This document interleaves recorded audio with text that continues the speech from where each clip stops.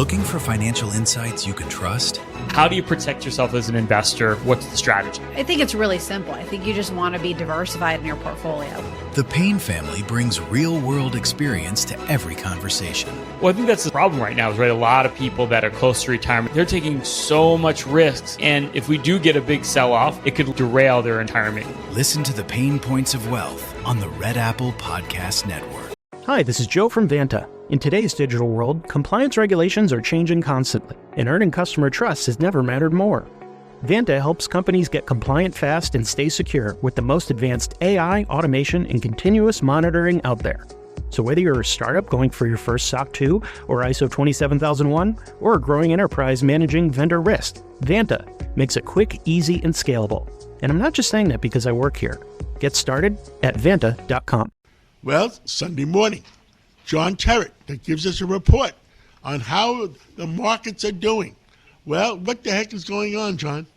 John, good Sunday morning to you. The big story of the week happened only on Friday when Netflix announced it was buying Warner Brothers Discovery for $72 billion, creating a huge, and I mean huge, streaming company. The Flix getting together with HBO Max. But the important thing is Netflix gets its hands on some amazing franchises like Harry Potter and Game of Thrones. They beat out Comcast and Paramount, Skydance, CBS. They also get a Hollywood studio, which they badly need. They are not buying CNN and TNT, those two companies going into a different firm, which will be known as Discovery Global. It all depends on the regulators, of course. That could take 12 to 14 months. So now it's over to the lawyers. We'll see what happens. Meta Platforms up 4% on Thursday after a report came out saying that Mark Zuckerberg is rowing back from his beloved metaverse, where we all live in this sort of digital world. The report says that Meta Platforms is cutting its budget for the metaverse by up to 30%. It was Zuckerberg's big pet project a couple of years ago. Remember, he changed the name of Facebook to Meta Platforms because of that. Our own dear Macy's up 6% when their earnings came out earlier in the week, last week, but they did close down 1% on Wednesday, even though they made a surprise profit as an overhaul being instituted by their new boss at 34th Street and Broadway goes on. Delta Airlines up 4% on Wednesday. They took a $200 million hit because of the government shutdown, which seems huge to me, but that's what they say it is. They also forecast strong travel ahead in 2026, which is why the share price was up 4%. Crypto story of the week, your friend Brian Moynihan at Bank of America is expanding crypto access for wealthy clients. And John, the week ahead, it's all about the Federal Reserve. The meeting begins on Tuesday. The decision comes on Wednesday at 2 p.m.